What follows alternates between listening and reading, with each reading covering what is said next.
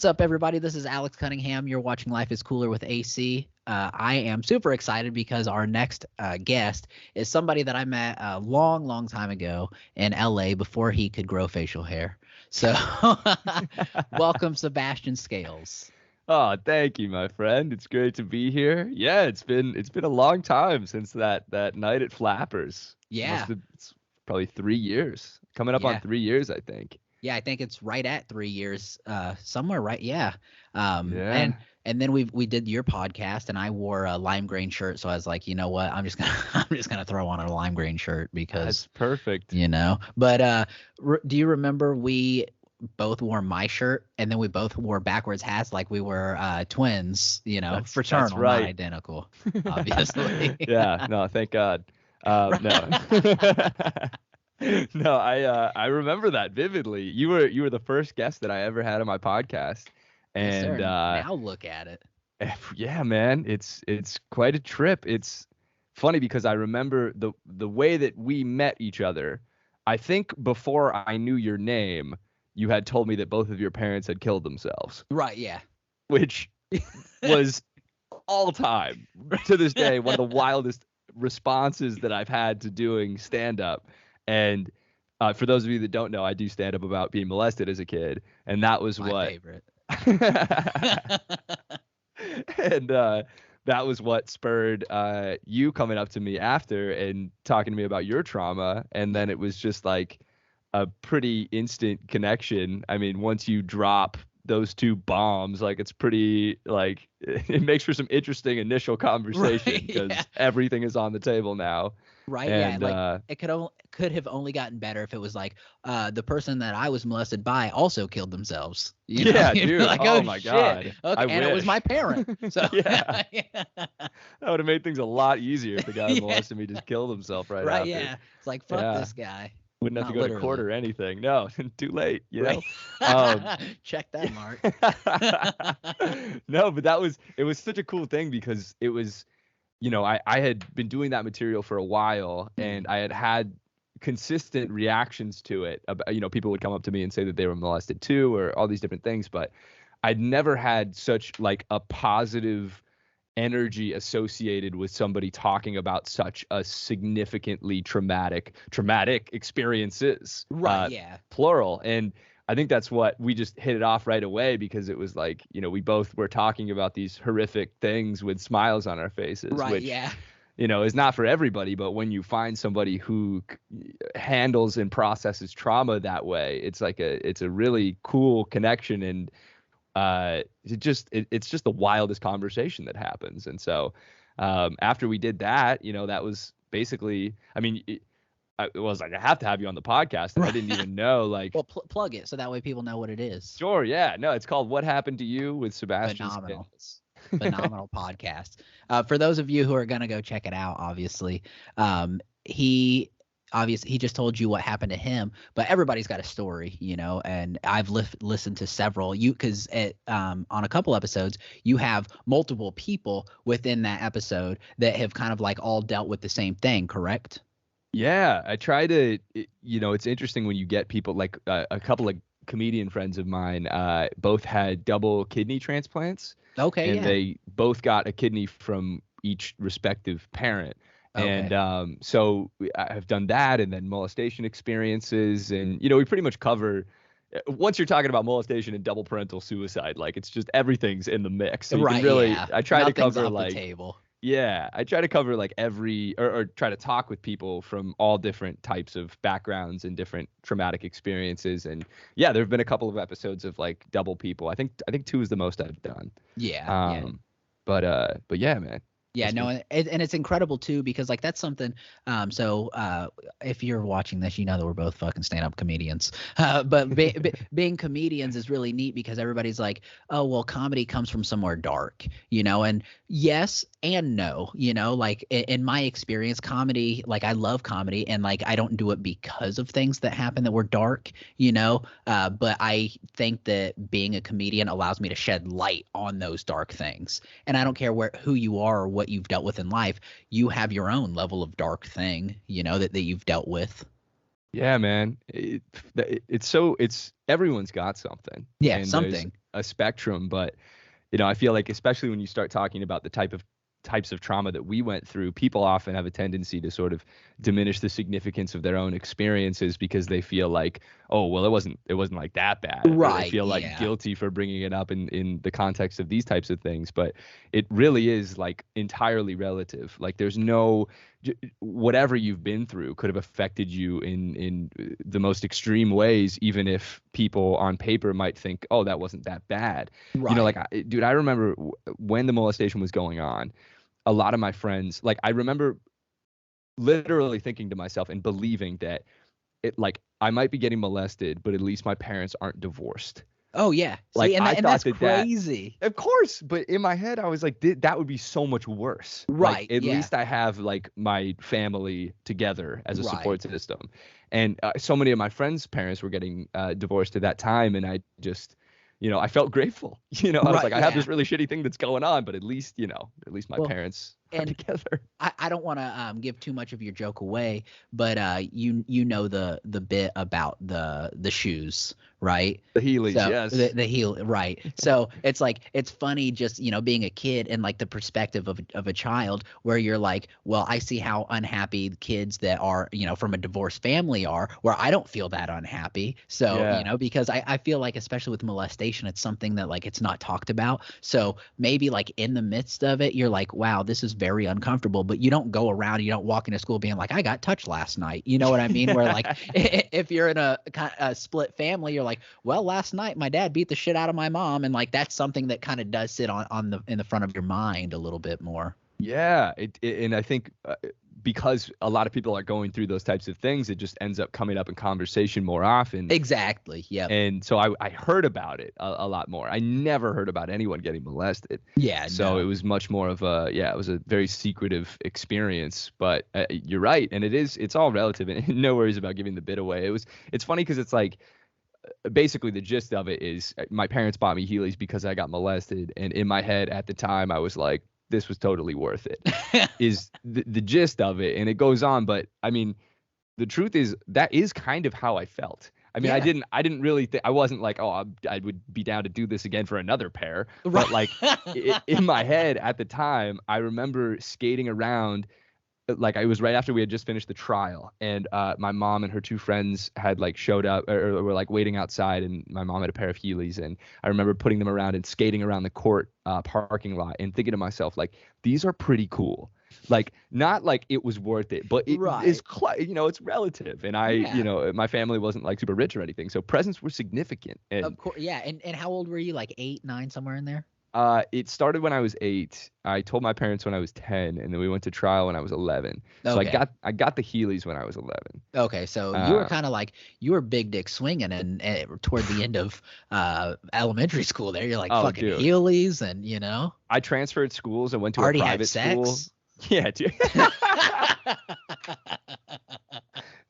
Bit of a head start. I know people were. Yeah, people were trying to have like first kisses and shit. I was like, you Right, guys you're like, are way behind. get on my Um, level, Heely over yeah, here. yeah. No, it's all relative, man, and that's why it's like I try to tell people that like, especially there are a lot of people that listen to what happened to you that haven't necessarily been through anything super traumatic, but Right. find it helpful just because it's like hearing about these other experience. We also sort of know somebody who's been through, even if you haven't been through something like molestation, it's like you generally know somebody who has, Right. or it's so rampant, 1 in 5 kids. So it can be helpful just to learn about it, even if you didn't go Yeah. through it. And you can kind of see the signs too, because I know, like me personally, at 10 years old, if somebody came up to me and was like, "Yeah, my stepdad keeps coming in my room at night," I'd just be like, "Tell him to leave," Yeah, like. yeah, But if you kind of understand what maybe what could be happening, it could kind of almost help you help them, if that makes sense. totally, man. And that's our best defense against it is like Yeah, talking about it, literally. absolutely. The Just like part of why. suicide, and Yeah. yeah, The it's like easier we make it for people to talk about it, the easier it is to get help for it. I mean, when I was going through the molestation, like I didn't know what molestation was. So like I had a concept of like a good touch and a bad touch, but there was no preparation of like what to do when your best friend's dad is like, right, yeah, coming into the room late at night. skip that class in school. We need a class like that. But yeah, so but it's like seriously, yeah, the easier we make it to have these types of conversations, whether that's through humor or, just talking to your friends about it, it doesn't have to be like this laughing matter, but I think we both find laughter as like an amazing beginning of the conversation. Once Absolutely. you're laughing about something, it's a lot easier to dive deeper into it because you're not as afraid, and it's like, sure. it feels like you take some of the power back. Yeah. So yeah, man, that's a big part of for suicide, molestation. I mean, just trauma in general. Like, yeah, it's and it's and so it's great that important. you're doing that though, because like I do a lot. Like I don't know if you've been watching any of my new bits that I've been posting, but I've been Yeah. I've been working on this new one about my mom hanging herself, and one of my coworkers was like, "How do you just talk about this?" And I'm like, how could you not talk about this? Like, like this, it's not like it wasn't an event in my life. It became my life and who I am, much as like the things that you deal with, and anybody in that, for that matter. So if you can't talk about it yourself, how do you expect other people to talk about it? And then, like, I feel like that's kind of like the job as a comedian is to bring light to things that people don't really want to talk about, so it's like, we are like the modern day gladiators, Dude, like we're that's what it is. Yeah. Psychological and emotional gladiators. We're providing voices to people that oftentimes are not even able to speak yet, or let alone speak about these types of experiences. Yeah, that's so true. And I think that's where a lot of the feeling of like purpose comes from. It's like there's so many these things affect so many people, and it's for molestation in particular, like the average age that people report is like 48. So most people never say anything about this. Yeah, that's crazy. And it's a product of not knowing how to, or not, generally when you bring these things up to people, they like visibly cringe and react so negatively. Yeah. So that's what I love about how you start your your whole bit. Yeah. What do you want to talk about? Yeah, like nobody ever says molestation. Yeah, but why would they? That would be crazy. Right. But that's like the whole goal. Have you never had one? You've never had somebody be like, I want to talk about it. Yeah, I was just in New York doing some shows, and there was one person that did it, but yeah, the bit is I asked somebody in the audience if they want to talk about watermelons or child molestation, and the person said child molestation, and I was like, really? Like, yeah. Why? And they were like, I don't know. And I was like, did it happen to you? Like, were you molested? And they were like, no. And I was like, oh, so you just like talking about it? Right. You're just fantasizing. Like, you sick fuck. Yeah, like I'm actually happy about this, but I can't tell you yet. I need to get to the point that I was molested, and then we can come back to this. But it was a very interesting almost 100% of the time people say watermelons, but every now and then you get somebody, and then it makes for some, it's either way, whatever people say, it's like it works out. Yeah, you're still gonna get it, Yeah, totally. But another thing, what you said there too about like being willing, like it didn't just happen to you, it became a part of you, and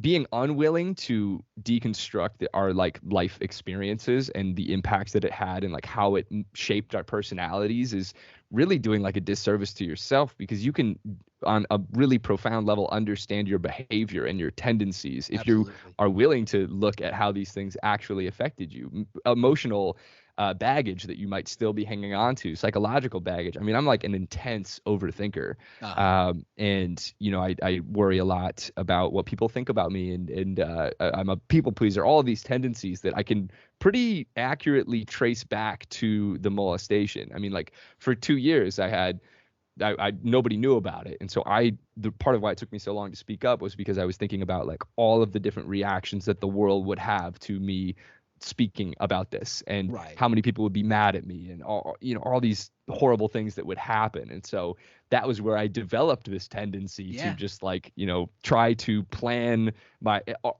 go over everything that could go wrong And Right. then so that I can be prepared, even though going over all of these things, like none of them ever happen. And then even when they do, the fact that I was thinking about it made no difference. Right. Yeah. But, You just you wear know, yourself out. totally. But But it yeah, does no, just, I think absolutely. it's a good thing to reflect on whatever it is that you've been through and allow yourself to feel the feelings that you might not have allowed yourself to feel in the past, Yeah. knowing that that will make you feel lighter and just, not so, not so tied to the past.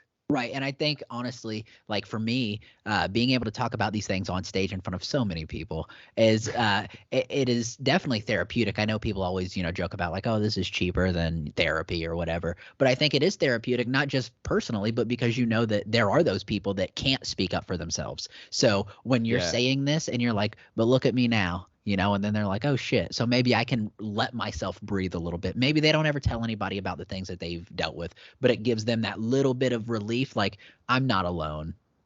It's so true. And, for as many people who have come up to me and said that they've been through similar things, there's like way more people who haven't said anything Right. and who, might have been positive. It's hard to listen to that material and not be affected in some capacity. I mean, it's not Absolutely. always like super positive responses, Yeah, like a no. lot of people are like, hey, you really should not be joking about this, but Yep. that's okay. It's just like part of the way that the world has operated up until Yeah, now. absolutely. So, but you're right. And I think that it's a fun thing to could consider, like how many people have benefited from us joking about these types of things that we may never know about, Yeah. which is fine. Yeah, which honestly I think is to me more interesting. Like not that I don't love when people are like, hey, like I've had messages about, I was going through a real rough time. I saw your stuff. It helped me get through this, and it's like that's great. I love those messages. But I think about the messages that I don't get. And it's like Mm, those are the ones that really matter because the people, in my opinion, that are really struggling, they're generally not the ones who are like, just so you know, they're the ones who are still ashamed that they were struggling, but they know that whatever they saw of you or, whatever that got them through those next couple days or, even maybe pulled them completely out of whatever they were dealing with, that is more beneficial than, just a simple text, just knowing that somewhere out there you've truly helped somebody, even if you never get recognition, because we don't do it for recognition. I mean no. I'm an asshole, but I'm self-centered.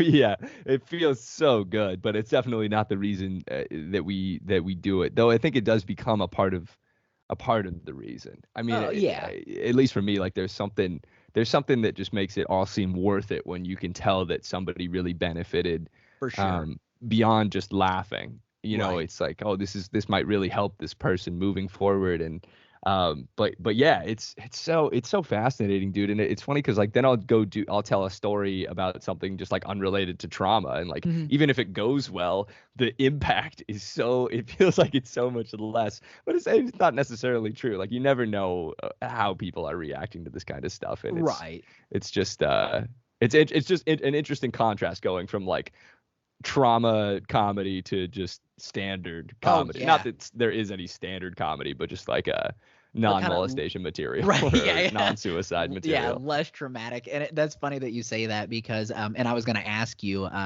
do you find it hard to kind of transition because it does kind of become you, like I can't thank Sebastian Scales and not just, imagine like some little kid getting diddled, like I just can't do it at this point. So Oh, that's good. That was the so exact image I was hoping people would take away. they're Yeah. like, No, oh, it's that funny. guy, that's the Yeah, of one. course. No, it's true, man. It's hard to do molestation material and then transition into like, yeah, the weather's crazy. Like Right. it's a tough thing. Once you take people down that hole, it's like I find it a lot easier to end the set with molestation material That makes rather than sense. start and then try talking about dating or something, Right. Yeah. so yeah, it's a trip, but I'm certainly still just figuring it out. It's different every single time. Yeah. And yeah, like when I was in New York, I did I asked this guy in the front row. The comic before me had been talking to them, just doing some crowd work, Mhm. and apparently it was their 1 year anniversary. Okay. And the guy and his girlfriend, I asked the guy, "Do you want to talk about watermelons or child molestation?" And he said, "Child molestation is not what I want to talk about." And I was like, all right, cool. So we'll talk about watermelons. And then I did my set, or I was going through my set, and then like halfway through, I started like asking the audience, like, did anyone else like get molested? Just like out of curiosity, just because it makes for some interesting interactions. Right. And his girlfriend put her hand up and she was like, I was molested. And I was like, oh my God, no way. Like, what's your name? And she was like, oh, it's Cindy. And then her boyfriend goes, I didn't know that. And I was like, See? what? So this is like their 1 year anniversary. And she just like, this is like a bar show, you know, there's like 40 people in this bar.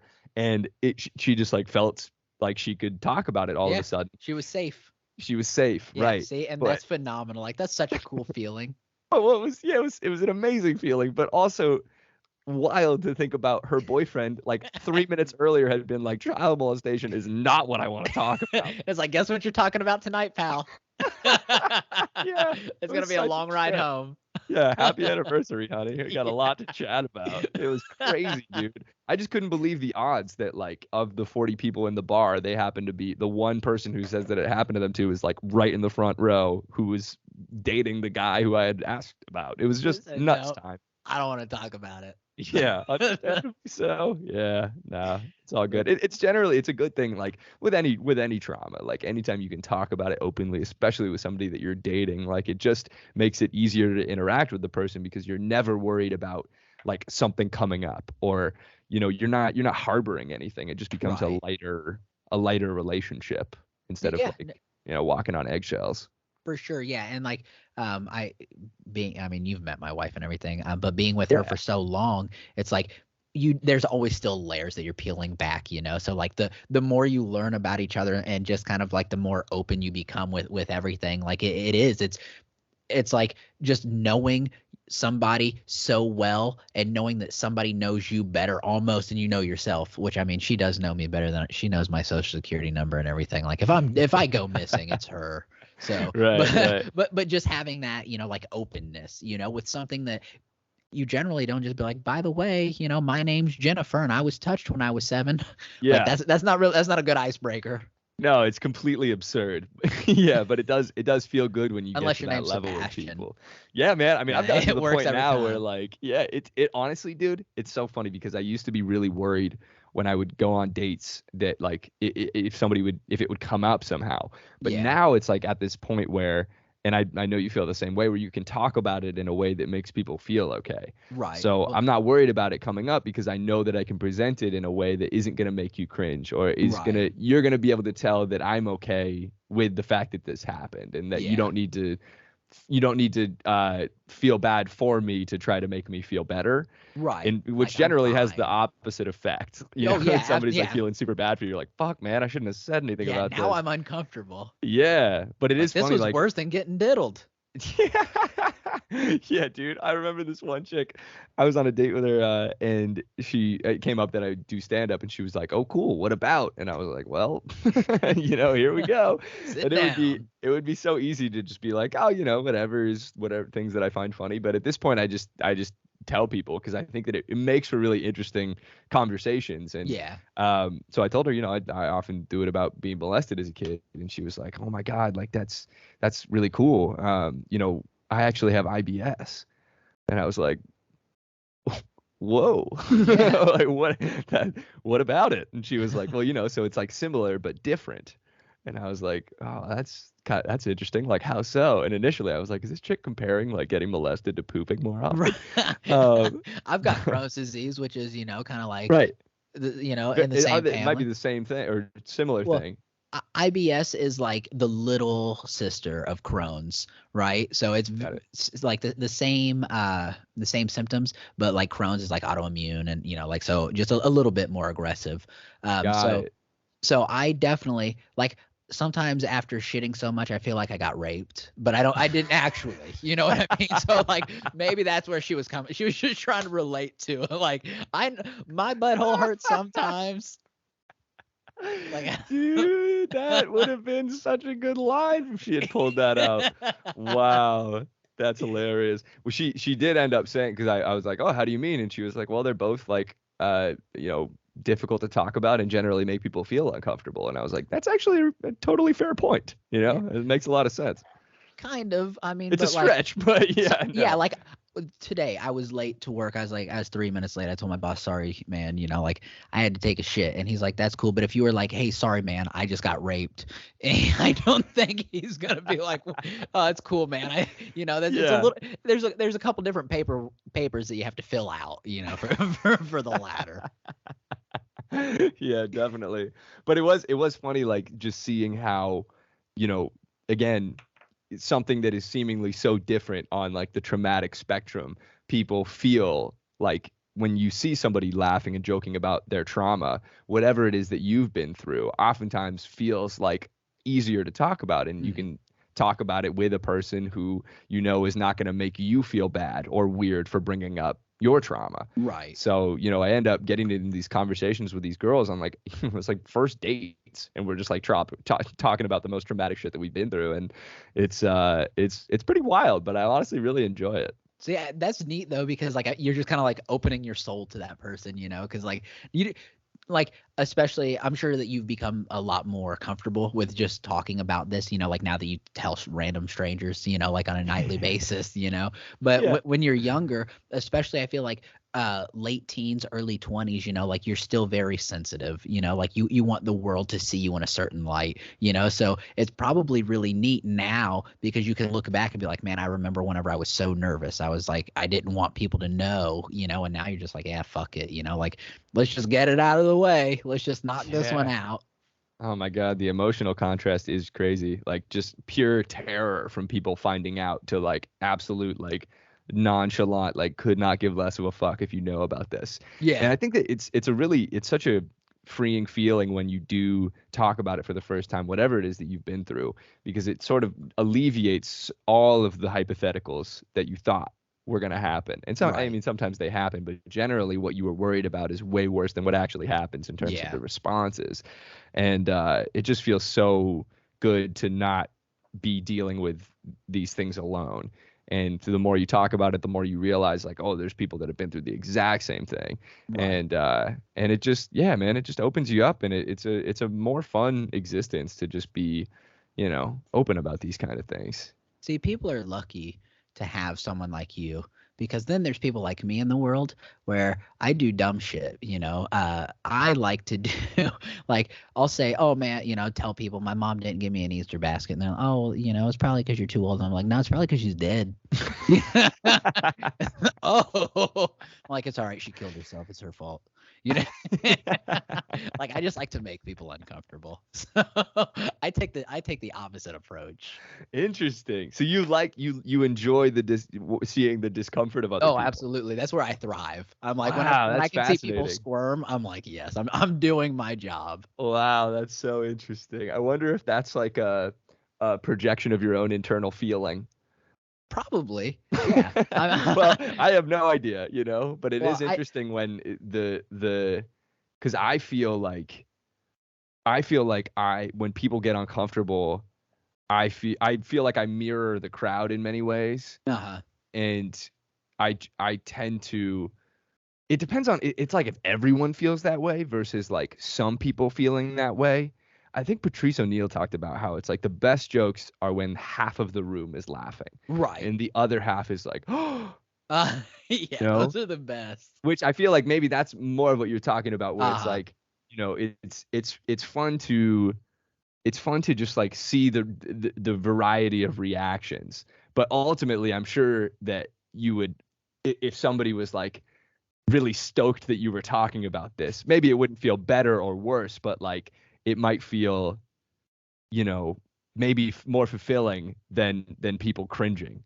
I don't know. Well, What do I you don't think? I don't know, because like I was just telling somebody in a situation that happened to me in high school. One of my favorite teachers, it was my anatomy teacher. She kicked me out like halfway through the school year and was like, just don't ever come back. And I was a senior, and she's like, I'll pass you. And I'm like, that's a fucking win for me, Mhm. right? So we were really close, and we were standing like we had an outside school, like a campus, and she was standing around like four other teachers, and I went up there and probably like smacked her in the back of the head or something, and then she turned around and she smacked me in the fucking face like hard, and then she said, "Have your parents call me." Oh wait, they can't because they're dead.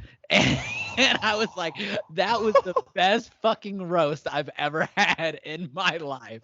And like all the other teachers were so Oh. appalled. They're like, oh my God, you can't say that. She's like, fuck him. And I was like, that is so good. Holy cow, that's wild. That's like Yeah. all time like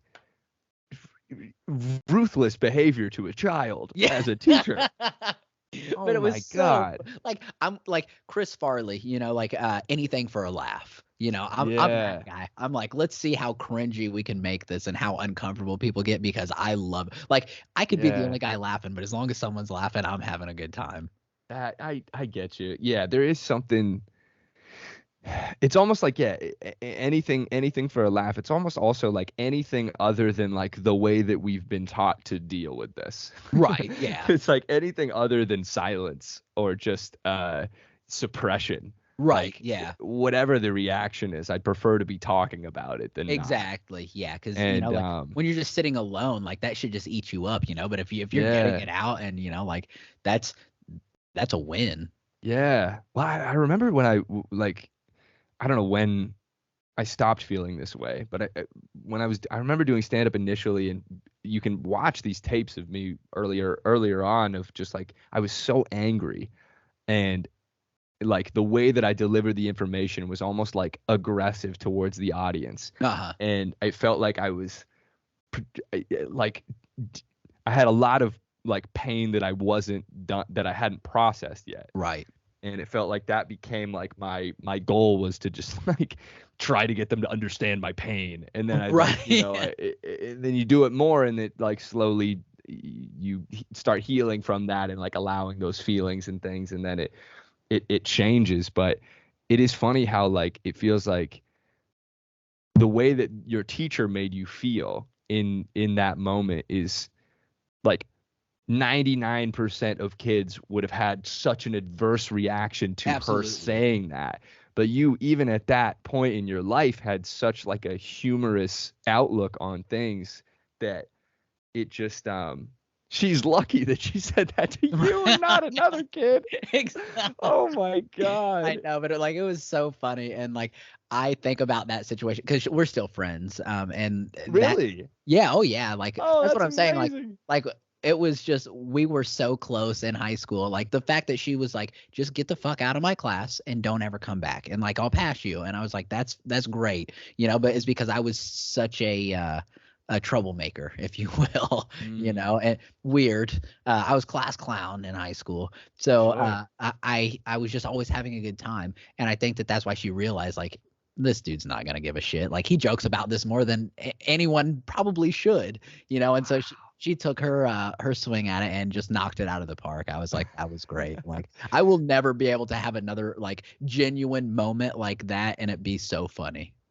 I'm sure you will though, and I think that's like, dude, it's so perfect. And I feel like that's probably where you get this, the way that the other teachers reacted versus the way that you reacted. The teachers cringing at that is probably part of why it's fun to make the audience feel that way. Absolutely. Because you know that you're okay, and at your core, it's like you're almost like pointing out how absurd it is that they're cringing and you're not. Right. Like exactly. you guys are worried about this. This happened to me. I'm just saying words at you. Exactly. And You can't feel it. And I even do that a lot of times too. Like if people will be like, I'll be like, so you can laugh. She can't hear you.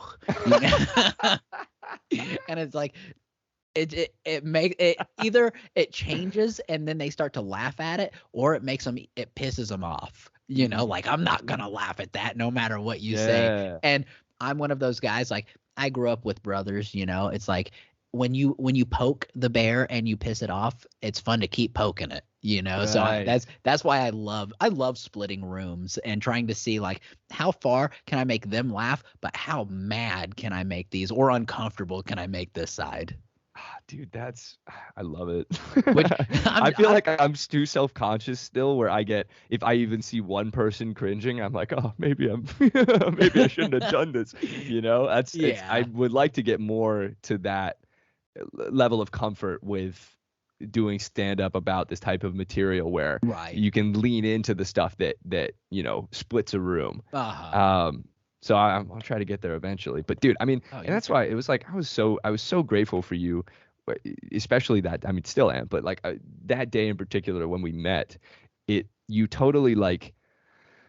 I'm not grateful that all of that happened to you, but the way that you handled it and delivered it to me in that moment made me realize that this was like so much bigger than molestation.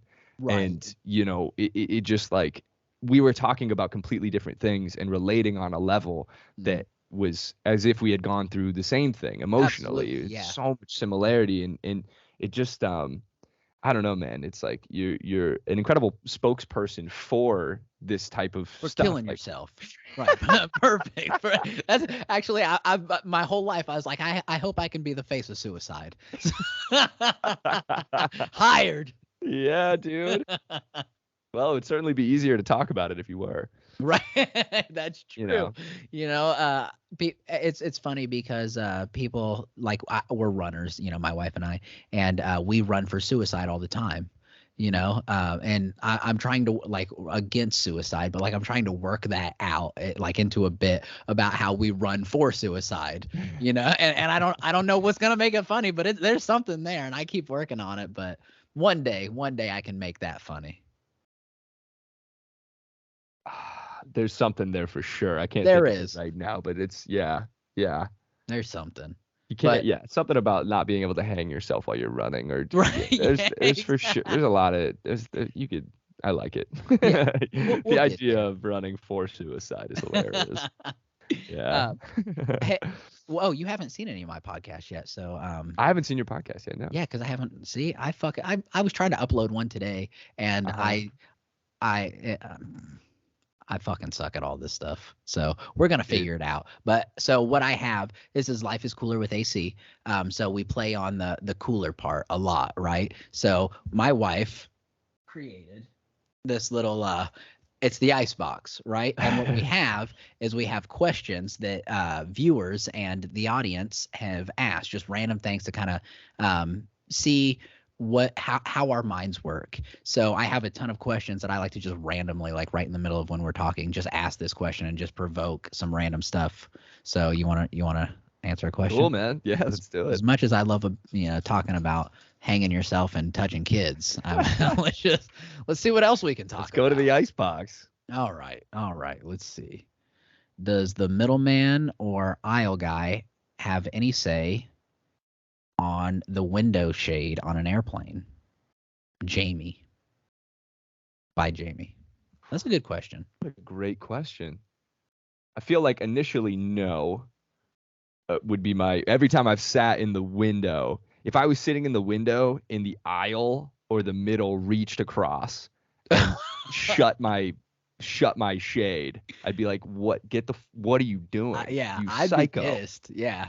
But at the same time, if let's say the window was asleep, the person next to the window was asleep, and it was open, and there was light shining in onto the face of the aisle or the middle, I think that you then have free reign to close it. If the person's asleep, you do whatever you want. Yeah, I mean, if they're sleeping, I feel like that this is a good pivotal point in this conversation. If you find somebody sleeping on an airplane, feel free to do whatever you want.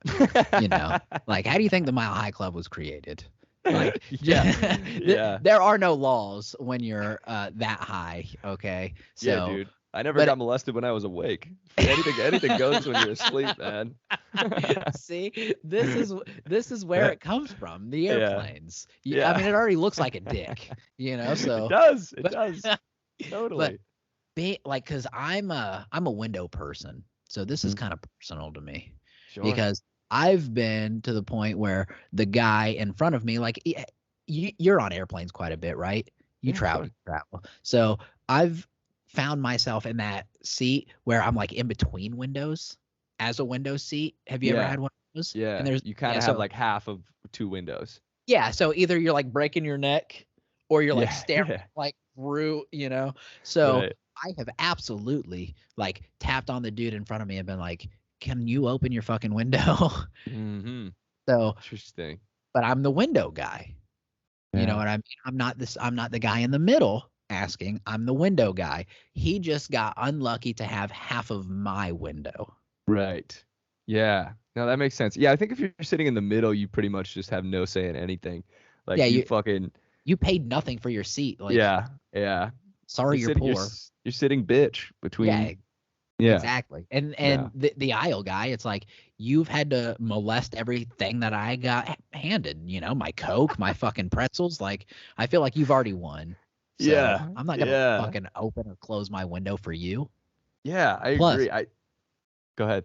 you like you've got the free range to the bathroom. Like, go fucking sit in there if you don't like what I'm doing.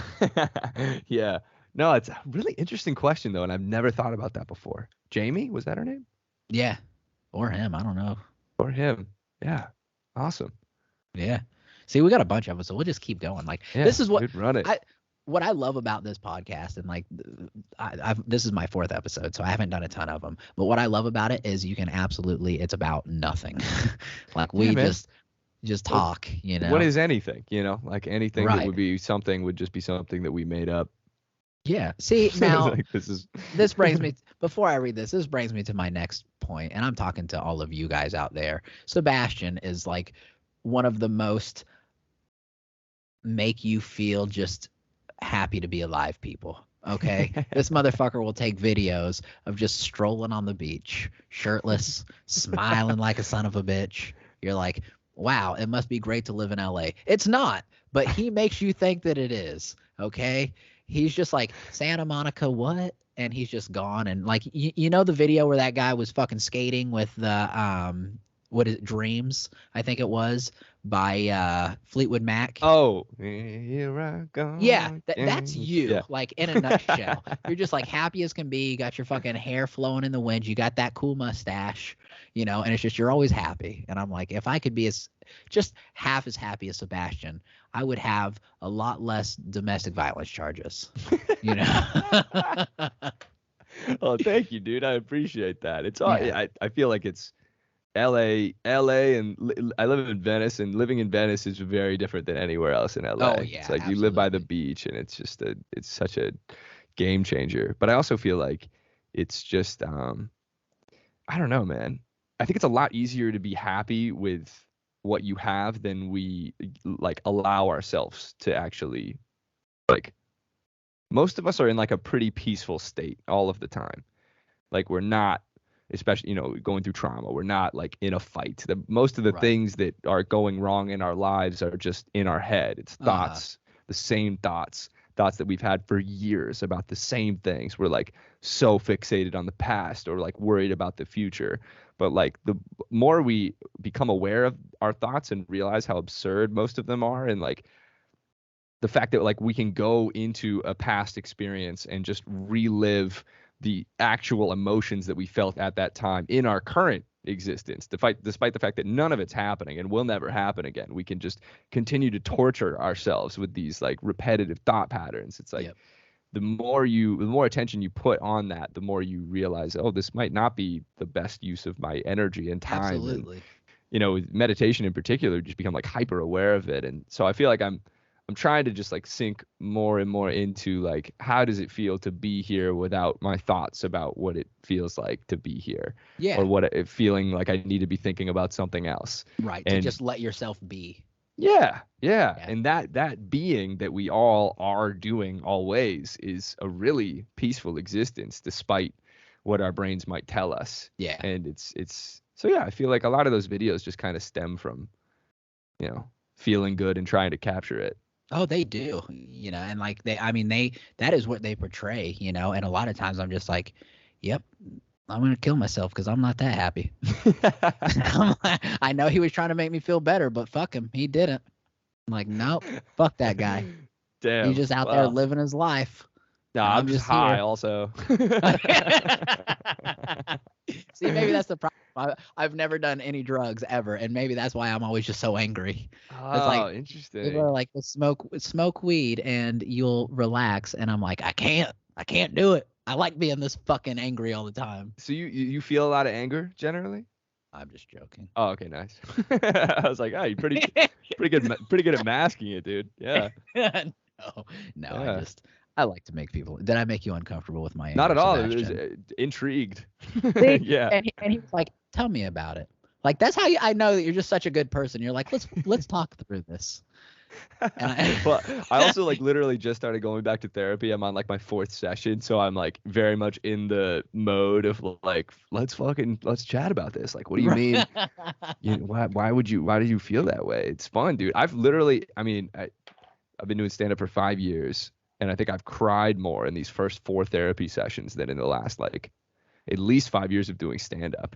It's so Really? wild. Well, you get a therapist that you click with, and it's just like, push the right buttons and make you. Yeah, it's just like a willingness to feel emotions too. It's been great. Honestly. Oh, see, and that's great. Like, because my wife always tells me, she's like, maybe you should go to therapy, and I'm like, my microphone's my therapist. Yeah. No, I get that, dude. And honestly, like, I think part of me was resistant to the idea of going to therapy because I thought that I was like, I don't need that. Like, I have this way of, I'm sure we both feel this way. It's like we found a way to talk about our experiences and process. And it's not to take away from all our ability to do that. It's just that I know for me, part of when I go on stage, like I'm not showing any negative emotions about my experience. I'm putting on a total, I feel like the audience is going to feel how you feel about what you're talking about. So if you feel okay and good and it's you're much more likely to do well. But what's been nice about therapy is like having a place where I can talk about these things that I talk about often without any obligation to talk about them in a certain way.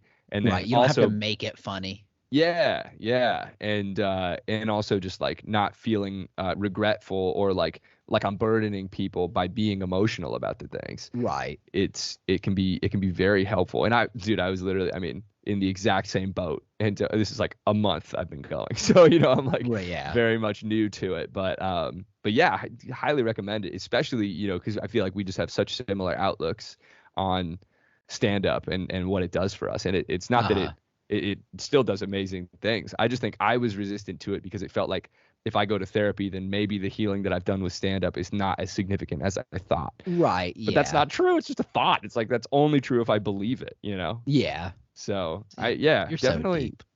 Nah, might as well be. Right.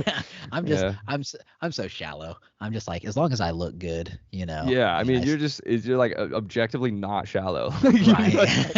Like the fucking talking about suicide. Suicide is maybe the hardest thing to talk about, and to be able to get people to laughing about that. It's like you have an extreme level of depth that maybe it's not in your character to acknowledge, but it's something that we feel as an audience member seeing you do that, or just talking to you now. It's like intense level of depth that is fucking dope. Do you have any openings? Because I think you would make a phenomenal therapist. Therapy. Yeah. I'm sitting here and I'm starting to cry, and I'm just like, yep, nope, this is his calling. He's doing it. Listen, man, truly, I go to hour-long sessions and I cry for about 40 minutes straight, really? like That's all crazy. of the sessions. And it's like, it's just a release for so many of the feelings that we have stored up. We just have no idea about them. And when you start talking with somebody about it, it's just that it's the waterworks. And if you can let go of the resistance to that, it just becomes so, it just feels good, man. So I appreciate the compliment, but I should probably be able to go to therapy without crying myself before I start administering therapy to other people. Yeah, I just feel like I would be like Matt Damon from Good Will Hunting. Yeah. So. How like he's super cool, like he deflects everything, like in such a good way, until like finally at the end where he's like, Will, it's not your fault. And he's like, I know that. Yeah. Will, it's not your fault. I know. Will, dude, it's not your fault. And then like, so I'd be that guy. Like I'd be like, keep on knocking, but you ain't coming in. Oh, it's such an iconic scene, dude. I literally felt the exact same way about my therapist. I felt like it was my fault, a lot of the molestation. It wasn't my fault that it was happening, but it was my fault that people found out about it. Yeah. And that was also super good looking, so it kind of, thanks, dude. I Like appreciate it. if Yeah, I I mean, was if I I've was in known that that since I was situation, 8, dude. I was gonna say I Yeah. probably would have diddled you. I can't even blame the guy, dude. Right. Um, At least you know he's nah. got good taste. Yeah, exactly. I'm such a Nah, piece of shit. no, not at all. It's like the most appropriate time ever, probably, to make that kind of a joke. No, dude, didn't even realize the amount of guilt and like blame that I was harboring until I started going to therapy about that. And then it was like, oh shit, I like blame myself for things that are completely unrelated to me. And Right. that tendency, if left unacknowledged, will manifest in the most wild ways. Like Oh just yeah. in basic interactions with people, I'll start Right. blaming myself for things that aren't even real. So that's why it's like, yeah, as we were talking about earlier, it's so important to fucking dive back into the why we are the way that we are and the things that made us act this way. Yeah, and just acknowledging it. I feel like that's the, they always say you can't fix your problem until you acknowledge you have a problem. And I feel Yeah. like we don't even realize that things are a problem because it's like, oh, that's just him. That's just how I cope. And it's like, yeah, just because that's how you do it doesn't mean that it's right though. Yeah, man. And I That feel like a lot of people absolutely. hide behind that, like that's just me or that's just them. Yeah, yeah. 100%. And I feel like you, it's not, we are so close to this material that we often forget how insane it is to be talking about these things in the way that we do, Yeah. And so I think it's just important to like give yourself some credit and be like, wow, I'm like going on stage and making strangers laugh about suicide. Like Right. that's you're like a cosmic fucking energy transmuter of Oh like yeah. darkness into light. It's crazy. Well, It's awesome. and that's what's so neat because like I get people all the time that are like, man, you're fucking energy. And I'm like, but how are my jokes? And they're like, but your energy. And I'm like, yeah, but like those jokes, man, like were they funny? And they're like, your stage presence. And I'm just like, Yeah.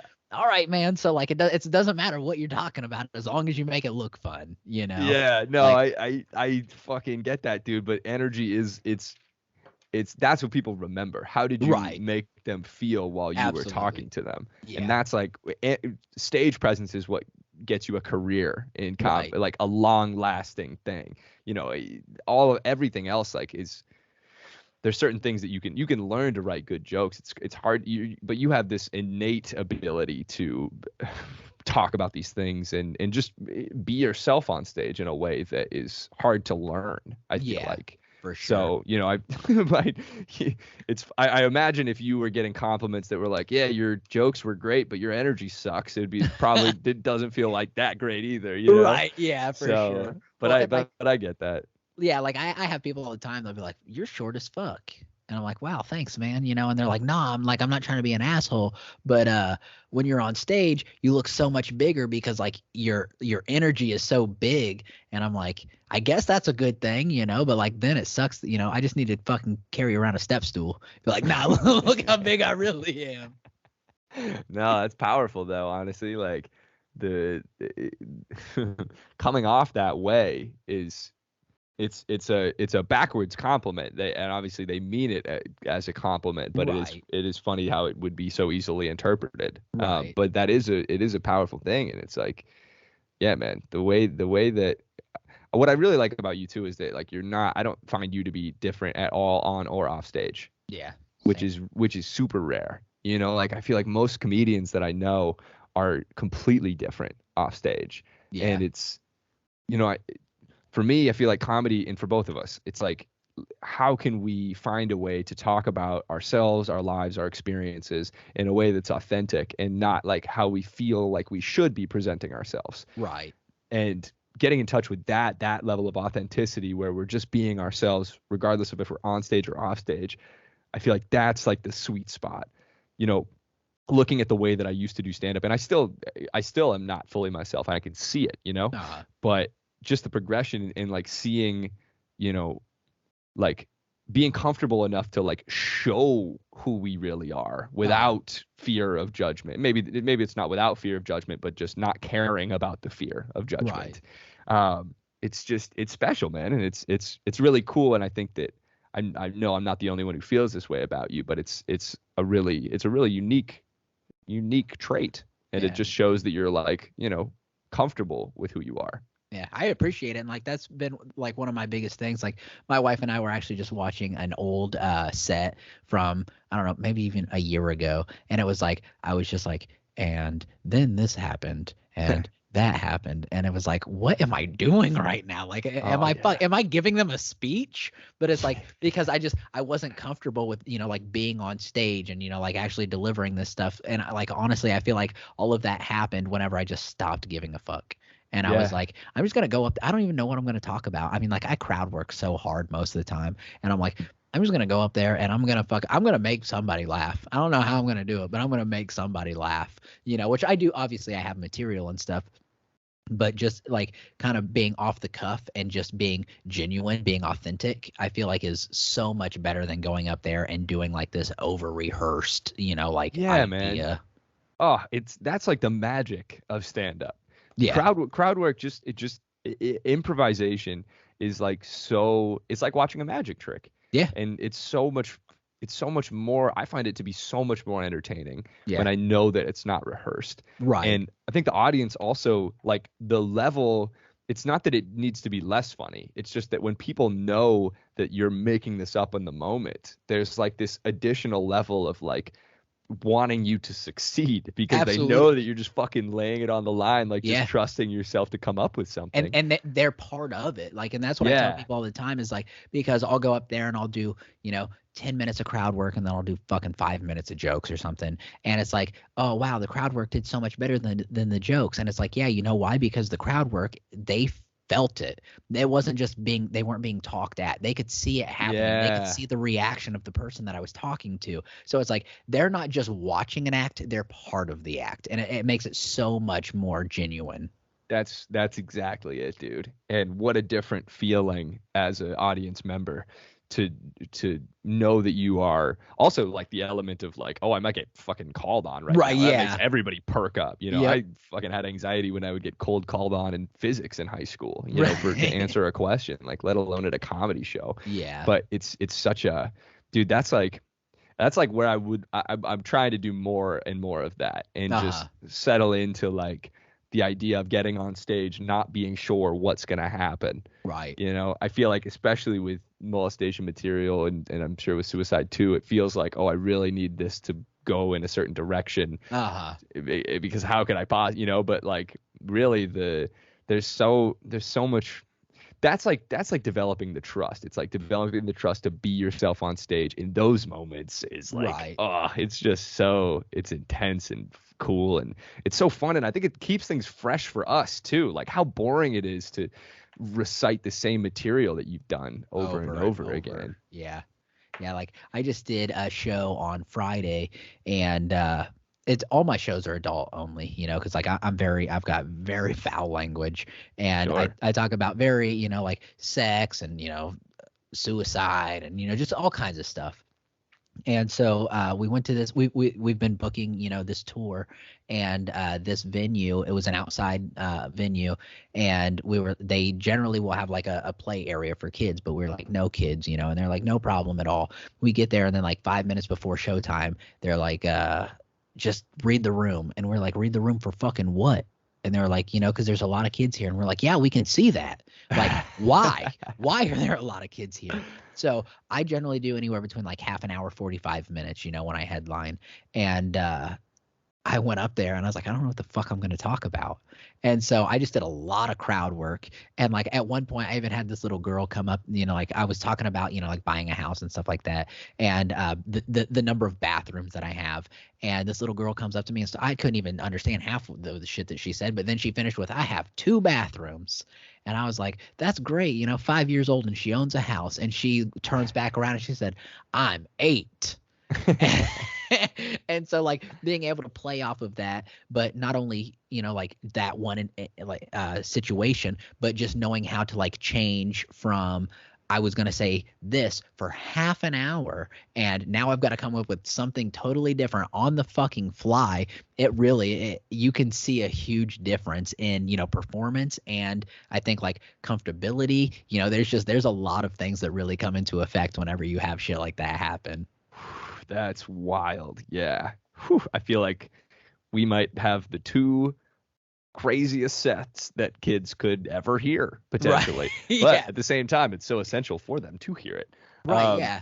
It's that Yeah. fine line, but Yeah. I was like, I'm still gonna, because I get really sexual, and I do this one bit where I cut it short because I didn't want to get too in depth, but I was like, I feel like we can sneak this one in there, so I just said, women are like lawnmowers, you got to choke them to turn them on.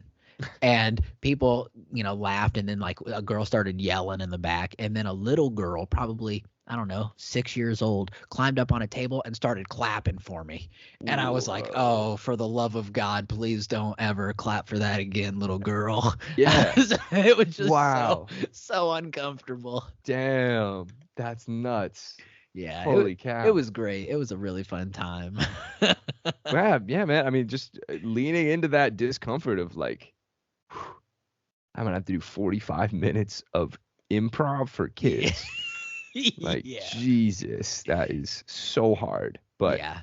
you It's know, like walking that line, like between like maybe, because it was like keep it PG-13, and it's like, okay, maybe I can keep this PG-13. We'll see, yeah, and like, so dancing that line, because I love to dance that line. Like I love to dance the line between like, this is definitely not appropriate, and this is okay. So yeah. doing that with kids involved, and I even said that, I said, sorry guys if this is not what you expected. Generally I don't perform with kids in the room. Yeah. And it's like, obviously there's tons of sexual innuendos there, but it's like, Yeah. the kids have no idea. They're just, being heathenists. They were running around screaming, but it's like knowing how to adapt, and do stuff like that is so neat to me, because I don't think I ever had training. I don't think I was ever like, in case of this situation, let's do this. Of course. You kind of just, you grow and you see and you learn kind of on the fly. And I think that's what a lot of the crowd work and people being involved, it's totally different. Yeah. Yeah. But just so fun. It's an exhilarating feeling. And when it works, it's like, wow. Right. Yeah. Yeah. When it didn't work, I used to do it, and like people, like even my normal joke, like I would do something and somebody wouldn't laugh, and I'd be like, all right, shit, let's get to the next one. Where even with this Yeah. one, I said something, I was trying to like, oh, I did something about, like I don't have kids, but it's not because I'm not fucking, but I couldn't say not fucking, so I was like, I don't have kids, but it's not because I'm not, Right. and I did that for like probably 2 minutes, just like looked at this one guy, and like everyone was so uncomfortable that they just kept laughing more and more. And it's like, I feel like once you learn to thrive in that, like discomfort, that's whenever like all of those doors just open up. Oh, dude. Wow. I need to take some notes on this, honestly, because that's like, I want to get to that level where I'm not thinking that I'm a failure because Right. other people think that I can see their discomfort. And that's the thing, like, as if what's the plan? I'm going to apologize. Like, Right, sorry, but yeah. like, there's no way. You have to Sorry, lean that into wasn't it. as funny as you thought it would be. Yeah, exactly. Yeah. And it just, you subject yourself to just like whoever happens to be there and like whatever their personal takes on the experiences that you've had are, instead of just Right. like believing in yourself and knowing that it's funny even if these people don't seem to think so. Right. Yeah. And like, yeah, I always say that, I'm like, if you don't find a joke funny, like, I apologize for you.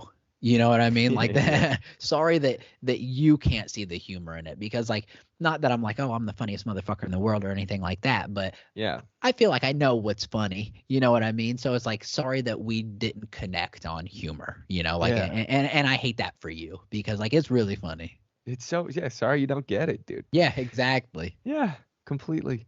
That's Listen, really impressive though, dude. Well Thank done. you. Yeah. Like it's been fun, man. Like here recently, just like doing these, headliner, because you said you've been doing it for 5 years, and I've been Yeah. doing it for less than that. Yeah. So that's why I always ask you questions. Like for you guys out there, Sebastian could probably, if he keeps text messages, go through all of these situations where I'm like, how do you do this? At what point did you start getting comfortable with this? And like, so it's neat to me, because like I see your growth, on stage, and like your writing is so good. Like you posted a Thanks, long man. time ago, I think whenever we did, it was right after we did your podcast. You did a bit about your grandpa because you were living in his house and everything. Yeah. And I was just like, how is this bit so fucking formulated because it was so good, and like people are laughing at every word, and like your writing is just so good that I'm like, my writing is just trash. I'm just lucky enough to be able to be goofy, you know, like while I'm doing it to get those reactions. Well, I really appreciate you saying that, dude. And it's at no point have I watched my stand up and thought that your stand up was trash. You know, but it's just what we always do whenever we see. I'll go on Instagram all the time and see somebody even just like who gets more likes than me, and I'm like, fuck, what am I doing? You know, it's just the nature of our brains to be comparing in that way. But like, I feel exactly the same way about you, where all of the clips that you're posting now too, it's like the growth is just so intense, and like, you know, again, like we were saying earlier, people feel the way that you feel, and it feels so good to watch you do stand up, where, you know, even people that I know who I think have like amazing writing, I don't necessarily feel that good watching them do it. But it's we're going for feelings, you know, and laughs, of course, but like, you know, I just think that it's I what you said means a lot, but it also don't discredit yourself for all the growth that you've had. Yeah, and you know, like all of the like that whole bit about my grandpa, like every single thing in that is true, except for the part about going to his girlfriend's son's birthday. So that part was made up, and the part about me like potentially hooking up with her, that was made up. But most of the stuff that I do stand up about is like, for the most, it's pretty much true. You know, or just like some comedic extrapolations or exaggerations, like with the Heelys bit. You know, it's funnier to say this was totally worth it instead of I thought these were pretty cool. So it's just like exaggerations. But now I'm doing the this amount thing. of detail though, that's sure. Because like that's my problem, is that like I'll tell you a story and I'll leave out 90% of it. I'm like, let's hit the keynotes, you know, I think, or cliff notes, whatever the fuck it's called.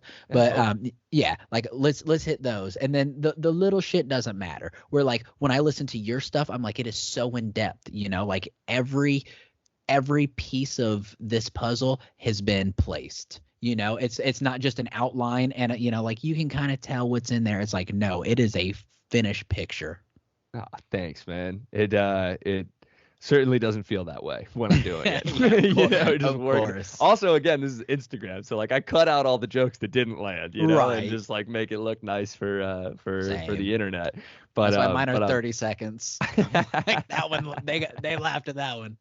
That's all it is, man. Reels. It's like you can't grow unless you're posting content under a minute. It's crazy. I know, it's insane. Have you done the shorts on YouTube?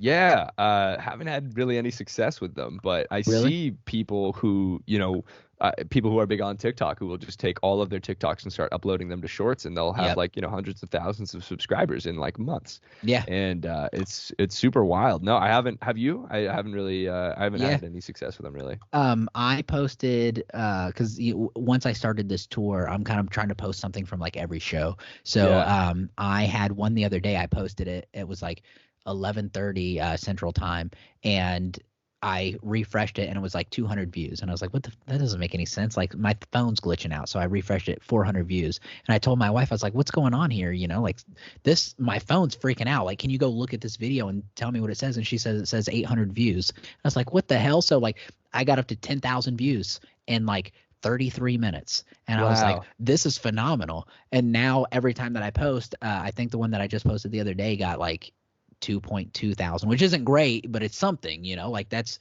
a ton of views. 2,000 people is a lot of people, you know. If you were to put them into an audience, it would be a fucking packed out theater for sure. Dude, that's awesome, man. I'm happy to hear it. Yeah, it's Thank you. All of the algorithms of all of the major apps now, Instagram, TikTok, YouTube, it's like it's all going towards short form content, and everyone is trying to copy TikTok in this like way that's, you know, anyone can see your content regardless of how many followers you've had. Every video is pretty much judged independently, and if that gets enough of engagement, it'll get shown to a bunch of people. So it's like, yeah, it's like now more than ever, these short form content is just the best way to grow. And that's why like that stand up that I have about my grandfather, like it's a 3-minute video. Mhm. So, I can't do it as a reel. I can't do it as a YouTube short. I can do it on TikTok, but most of the time people's attention spans are so shot now because Yeah. of these algorithmic shifts. And so yeah, it's we're just adapting as these things change, but Yeah. that's dope, man. Yeah, thank you. Yeah, no, he says that's dope. This son of a bitch has that video that has how many millions of views? Which video are you You talking know about? the one. There's a couple. No, I don't know. No, there's one that has like 9 million views. Yeah, I told you But he knew the one. yeah, that's the most viewed video I have Yeah. for sure. But it's TikTok, and I posted it on YouTube, and I think it got 400. So Yeah, isn't that crazy though? it's so Yeah. crazy. Like I know my interactions and stuff on TikTok are so bad, and it's because I never post on there. But so like I try, but I get like 100 views, 200 views, nothing. But then once I had that 10,000 on YouTube, I'm like I try and post something every couple days, and that's why I'm trying to keep those numbers up. And I know in the last I think it was the last 10 days I've gone up 20 subscribers, which is that's something for me. Dude, I mean, it's just growth is so. Anytime you can maintain consistent growth, regardless of what the actual amount of growth is, it's just consistency. And I know YouTube, like with all these algorithms, they keep track of how often are you posting. They're not going to recommend your profile to new people if you're not posting often. Absolutely. They want to recommend people who are going to be driving traffic for them and people that you'll come back to watch more of. So that's great. And especially if you're doing a tour where you're posting clips from every show. I mean, that's like the recipe for success with regards to YouTube or all of these apps. I think it's just kind of, I'm at this point now where I'm just like, I need to get over my fear of being judged and seen for content and just post everything everywhere all the time. Right. And just, get a clip that's 30 seconds or a minute and just post it on every app that you can post it on. Yeah. And just whatever, who cares about the outcome? Doing. Yeah, exactly. I'm just throwing shit at a wall and seeing what sticks, Yeah. And like it's YouTube right now is kind of just, it's sticking for me, and it's working. So I'm like, man, and it's funny because I've been doing this for a few years, and then like even before stand up, I did these funny videos where I had one that got like 1.6 million views. And I remember the car mechanic. Yes, I was like, this is the pinnacle. Yeah, man. And so it's just it's neat seeing, like, because there is still growth. I thought that, like I had reached, success, but it's like success is what you want it to be, and like continuing to put things out into the world and have them received in such a beautiful way, like that is success. That's all it is. It's all perception, and it's that's how I feel like with those beach walking videos. It's like, you can feel the feeling of success right now. Like it's your thoughts about success that make you feel unsuccessful. Like all the things that we think we want and success, whatever that means to you. What we really want is a feeling that we think will be associated with getting, 1 million views or a nice car or whatever. But like all of these feelings are like available to us right now by shifting our perceptions to just be happy with what we have instead of being upset about what we don't have. It's a very different existence to just be thankful for the 10,000 people that viewed that video. Exactly. Instead of, why didn't it get 11,000? Right. And I think, like, I don't care if you're religious or, not religious or anything, but when, people say they're spiritual or whatever, it's like they kind of give up the idea of, like, I have to work so hard or I have to do this, to that you kind of give that to the world or to God or, whatever. And it's like, that is just it's such a neat feeling, such a neat idea, because you kind of take that weight off of your own shoulders. You know what I mean? And you just put it out there and you're like, what's going to come is going to come, and obviously I got to continue to work for it. But it's like, it's neat just being able to say, but it's okay because it'll come when it's ready. And what a shift. Right. Yeah. Oh, absolutely. It's just like living in trust is, instead of living in fear of things not happening. Like, I'm not religious at all, but I certainly am aware of the fact that I am on Earth somehow and am filled with energy and am able to operate my entire body without any effort at all. Right. So there's things going on here that are beyond anything that I can comprehend. Absolutely. And maybe just trusting more of the things that are going on that are outside of my The things control and that we outside don't of my know. knowledge. Yeah, Yeah. absolutely. And just like it's a feels good. Yeah. It Oh, absolutely. feels Yeah. really good to lean into that more for Yeah. sure. No, and like it's I know we've already been talking for an hour 20, so I don't want to keep I know Hell we're yeah. super busy, so I don't want to keep too much of more of your time. But Yeah, all good, man. but I'm but happy to but chat. hey, I appreciate you being here, and that's as soon as when you were like, I'm gonna be out of town till this day, I'm like, well, as soon as you're back, let's do it, because Yeah, man. it's been so great, like throughout the years, because we've lived in different states now for what, like It's like three COVID, years or yeah. yeah, and like so just the fact that like we've been able to maintain this relationship, is phenomenal, and like I Oh, know I yeah. truly appreciate it, so like just having Likewise, you here man. is phenomenal. It So feels good. It's cool to be able to uh be in different states and have been a long time since we've spoken, like, face to face or mhm. over Zoom, fucking Skype, and just to pick up right where we left off. It's Yeah, like oh, nothing absolutely. changed. Yeah, no, and It's that's so what's so comfy. funny. Yeah, like I've always like from the start, I just felt like we really clicked. You know what I Yeah. mean? Like, just being able to open up about some of those things, and then just like I think whenever we did the podcast, we hung out for like a couple hours after the podcast, and Yeah, my wife man. was like, "Where are you?" Because we lived in L.A. and I was like, "I don't even know where the fuck part of L.A. I live that I'm in." So like, and it took me Yeah. like 2 hours to get home. So she's like, "What are you doing?" So I'm just hanging out with some dude that I just met, but it's like it just felt so natural. So like I definitely, do appreciate that. And it just kind of goes to show, like with your videos and everything, like just what a genuine person you are. So I definitely I appreciate you being on the podcast is what I'm Oh, saying. thank you very much, In a man. very The warm feeling is way. is just so mutual. Thank you, thank you. Yeah. So we're gonna wrap this up, man. Everybody, I'm gonna put Sebastian's information somewhere down here. You know how the fuck it goes. Let's just do one more question. One more Yeah, let's do question, it. because I've had this in my hand for 45 minutes, so I Great. want I want to give it justice. If you could Okay. spend the day with any person from history, who would it be?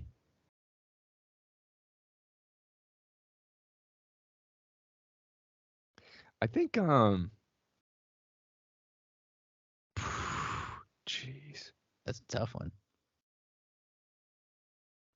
I'd like to spend it with somebody, one of the people that, I mean, fucking maybe Patrice O'Neill, honestly.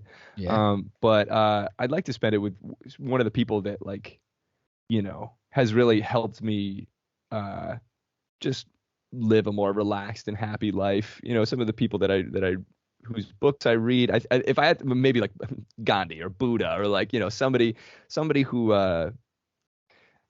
you can kind of get a feeling just from reading their words that I imagine would be so much more intense to be able to hear and like actually be around them, Hmm. like be in their presence. Maybe yeah, dude. Maybe the Buddha. Yeah. Even though there's, according to Buddha, infinite Buddhas, we're all Buddha, I guess, Right. would be Yeah. the which is kind of how it feels. It's just like, oh, again, we're these like magical beings that are just, we just showed up here somehow. And the fact that we feel like we are not a part of this whole universe, and yet we are in it. We are it by definition. Right. It's Yeah. just like, I'd like to speak with people that feel that way, Yeah. maybe the Just most. all, Or all, all connected, like because with Buddha, yeah, what is it like? I can't remember, like the greater truth. That's not the one. What is his what he's find or chasing? I just read a book on it. enlightenment. There you go. That see, yes, enlightenment. So I Yeah, feel like uh talking to somebody who, because enlightenment is just like the knowing all, but I feel like also knowing that you know nothing, yeah, so I really appreciate that idea, and just knowing that like you have to find peace in whatever is. So yeah, I like that, and dude. that That's just yeah. that just is so you. So I get it. You want to hear mine? Yes. Who do you think? Just guess. I just want to hear your guess. Like Muhammad Ali. So that's a good guess. I like that. Probably it'd be. I got two of them. Okay. So and Muhammad Ali is a very good guess because he was a champion. You know, he was a fighter. Uh, Yeah. so we're gonna go with George Washington because I'm very patriotic and I love the idea of like becoming a country, and George Washington was such a leader. And then Hitler. Dude, I was gonna say Hitler. Where I can see how he's kind of like Buddha, you know. Yeah, dude. So why Hitler? So Hitler had nothing to do with the Holocaust. Well, I mean, kind of a little bit. Um, he was such a good speaker, right? And Yeah. he was so good at making people listen.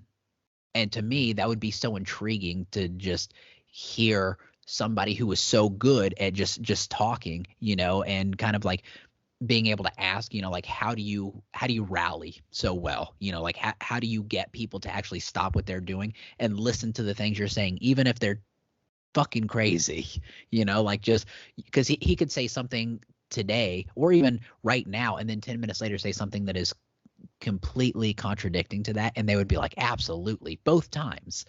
So like to me, that is just being a comedian is so unique, because that is what we're thriving for, is to whoever's in front of us, no matter what we say, that they're like, fuck yeah. Yeah, well, Hitler was also on a ton of meth, so I feel like that's probably right up your alley, right? See, I was gonna leave all of the craziness away. I was like, he's a really good talker. Like that. That is what. I just want to feel close to my mom. Maybe Hitler's my dad. I don't know at this point. Who knows? But that's interesting. No, I get what you mean. It's a similar thing to Buddha, where it's just like to see somebody that compelling, or whether it's rallying people or just in the way that they operate, the way that they exist, feeling that kind of intense presence would be pretty wild. Absolutely. But and I have no confirmation about that. I just heard something recently that I thought somebody was like pumping Hitler full of fucking meth or something. Well, the Nazis created meth because they would give it. Well, I know. I'm gonna cut all of this out. People are gonna be like, "Yeah, no, this dude's a Nazi."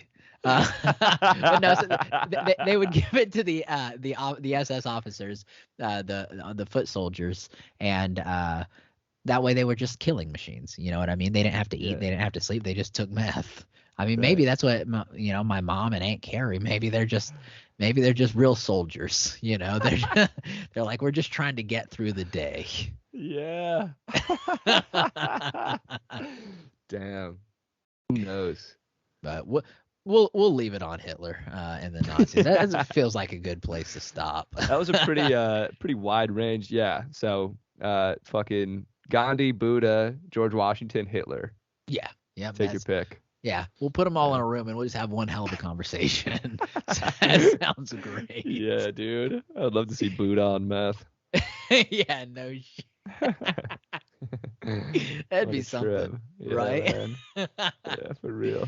But all right, man, So, I really do appreciate it. Again, I'm going to put all of his information down here because I want you to go watch his podcast. I want you to go watch all of his stand-up because he's fucking hilarious, and follow him. We're gonna be somebody someday, and we're gonna be a fucking awesome team. So thanks, Sebastian. I really do appreciate it. We're already there, man. Thank you so much for having me. And yeah, check out Alex's episode of What Happened to You. It's number 2. So yeah, because you did your own first. I was like, well, I was number 1, but yeah, first guest. Yes, right. Yes, perfect. Yeah, man, check it out. I'm Sebastian Scales on all platforms. So yeah, thank you so much for having me, man. It was so great to catch up, and I hope you come back to LA soon. Yes, sir, and we'll hang out, and I appreciate it.